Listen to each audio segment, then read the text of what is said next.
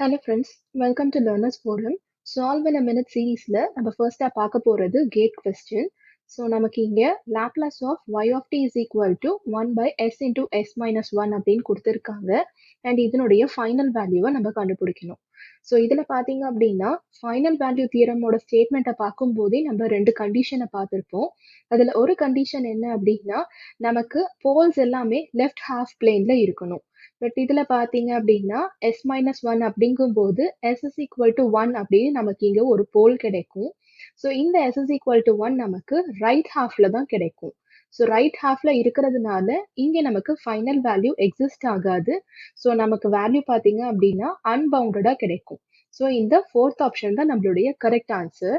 But நம்ம யூஸ்வலாக solve பண்ணும்போது பார்த்தீங்க அப்படின்னா s into x of s அப்படின்னு சப்ஸ்டியூட் பண்ணி நம்ம இதை சால்வ் பண்ணோம் அப்படின்னா ஆன்சர் நமக்கு -1 அப்படின்னு கிடைக்கும். ஸோ இந்த கொஸ்டினை சால்வ் பண்ணுறதுக்கு தேவையான வீடியோட லிங்க்கை நான் டிஸ்கிரிப்ஷனில் கொடுக்குறேன்.